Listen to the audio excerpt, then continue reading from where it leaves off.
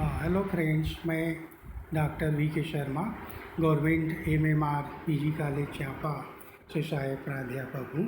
अभी मैं इस वीडियो में जो सेबी में निवेश करने वाले निवेशकर्ता हैं उनके अधिकारों के रक्षा के लिए कौन कौन से प्रावधान सेबी के अंतर्गत किए गए हैं उसके संबंध में मैं चर्चा करूँगा। हो सकता है यह जो वीडियो है वह आपके लिए लाभदायक हो। तो प्रमुख रूप से हम ये देखते हैं कि जो निवेश करता है उनकी समस्याएं दो प्रकार से होती हैं। एक तो वो होता है कि वो जिस कंपनी में वे निवेश करते हैं उससे संबंधित होते हैं, और दूसरा उन मध्यस्थों से संबंधित होते हैं जिन्होंने निवेश की कार्यवाही पूरी की है। तो हम देखते हैं कंपनी से संबंधित शिकायतें कौन कौन सी होती है। तो एक तो होता है डीमेट हस्तांतरण में विलम्ब। सामान्यतया डीमेट की जानकारी जैसे ही प्रक्रिया पूरी होती है तत्काल उनको मिल जानी चाहिए, और कभी इसमें देरी हो जाती है तो इसके संबंध में उपचार ये उपलब्ध है कि संबंधित कंपनी से पत्राचार करना चाहिए। यदि कंपनी उचित समय में समाधान प्राप्त नहीं होता तो उन स्टॉक एक्सचेंजों से शिकायत होनी चाहिए जहां की शेयर लिस्टेड हैं। इसके अतिरिक्त सेबी के क्षेत्रीय कार्यालयों को भी शिकायत लिखनी चाहिए। दूसरी इनकी परेशानी होती है लाभांश का देरी से भुगतान होना। सामान्य रूप से लाभांश घोषित होने के 30 दिन के भीतर अंशधारी के पते पर रजिस्टर्ड डाक से अकाउंट पेई चेक के द्वारा लाभांश को पहुंच जाना चाहिए, लेकिन ऐसा नहीं होता।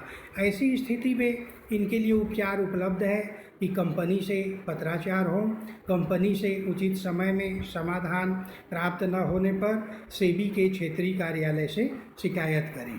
फिक्स डिपॉजिट की राशि वापस प्राप्त न होना, यह भी इनकी एक समस्या रहती है। तो ऐसी दशा में उपचार इनके लिए उपलब्ध है कि लिस्टेड एनबीएफसी की दशा में आरबीआई को लिखित शिकायत करना, एनबीएफसी की दशा में सीएलबी को शिकायत करना, और listed non banking non finance company की दशा में सेबी को शिकायत करना। एक और इनकी परेशानी होती है अधिकार अंश का आमंत्रण न मिलना या देरी से मिलना। तो ऐसी परिस्थिति में इनके लिए उपचार उपलब्ध है कि कंपनी जानबूझकर राइट या इशू शेयर में देरी कर रही है तो सेबी से इसकी शिकायत कर सकते हैं, और कंपनी के विरुद्ध न्यायालय से भी शिकायत प्राप्त किया जा सकता है, या शिकायत सादे कागज़ पर इनको करना होता है। सदस्यों की सभा का कभी कभी नोटिस भी इन्हें प्राप्त नहीं होता। तो ऐसी परिस्थितियों में इनको कंपनी से तुरंत पत्राचार करना चाहिए। पते में अगर कोई अशुद्धि हो तो उनका संशोधन कराया जाना चाहिए, या जानबूझकर न भेजने की दशा में सीएलबी या स्टॉक एक्सचेंज या सेबी के क्षेत्रीय कार्यालय से इसकी शिकायत करनी चाहिए। एक और इनके लिए निवेशकों के लिए परेशानी की बात ये होती है कि अंशों को खोना या उसको भूल जाना।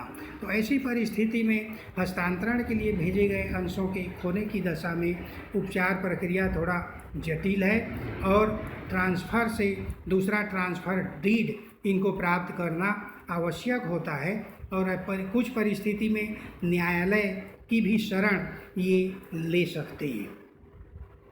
ब्रोकर से संबंधित इनकी कुछ शिकायतें भी होती है। ब्रोकर से संबंधित शिकायतों को देखते हैं तो देरी से भुगतान या भुगतान नहीं करना, यह इनकी शिकायतें हो सकती है। इस संबंध में नियम यह है कि ब्रोकर को अपने क्लाइंट के बेचे गए सौदे का भुगतान स्टॉक एक्सचेंज के लिस्टिंग के 48 घंटे के अंदर करना चाहिए। डिलीवरी नहीं देना या देरी से देना, स्टॉक एक्सचेंज में सौदे के पे आउट के 48 घंटे के अंदर ब्रोकर को शेयर्स की डिलीवरी दे देनी चाहिए। ऐसा ये कभी कभी नहीं करते। अब इससे संबंधित प्रावधान ये है कि प्रत्येक ब्रोकर सौदा होने के तुरंत बाद निर्धारित प्रारूप में कॉन्ट्रैक्ट नोट जारी करेगा जिसमें सौदे की दर, ब्रोकरेज इत्यादि सभी चीज़ों का खुलासा होगा।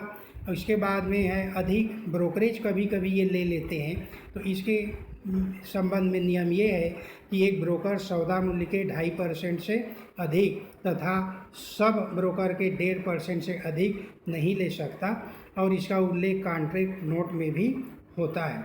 और अगर अधिक ले लिए हैं तो इनको क्लाइंट को वापस करना होता है। बेड डिलीवरी को सही ना कराना, कभी कभी इनके द्वारा ब्रोकर्स के द्वारा डिलीवरी को सही नहीं कराया जा सकता, तो ऐसी परिस्थिति में इनको 4 सप्ताह की अवधि दी जाती है और इस 4 सप्ताह की अवधि में ब्रोकर इसको सही करा करके देते हैं। अनाधिकृत ब्रोकर, इससे संबंधित यह है कि ब्रोकर स्टॉक एक्सचेंज से मान्यता प्राप्त होनी चाहिए और कोई भी व्यक्ति भारत में स्टॉक एक्सचेंज का ब्रोकर का कार्य नहीं कर सकता जब तक कि वह मान्यता प्राप्त स्टॉक एक्सचेंज का सदस्य न हो और सेबी में रजिस्टर्ड न हो। तो ब्रोकर से संबंधित शिकायतों के निराकरण के लिए ये कहा जा सकता है कि संबंधित स्टॉक एक्सचेंज को शिकायत होगा। दूसरा, सेबी के क्षेत्रीय कार्यालय को शिकायत करेगा, जिनके निराकरण में ब्रोकर को विधि सम्मत कार्य आचरण एवं पद्धति के लिए बाध्य किया जा सकता है या ऐसा न करने पर उनका लाइसेंस भी निरस्त किया जा सकता है। तो ये कुछ इससे संबंधित महत्वपूर्ण प्रावधान थे।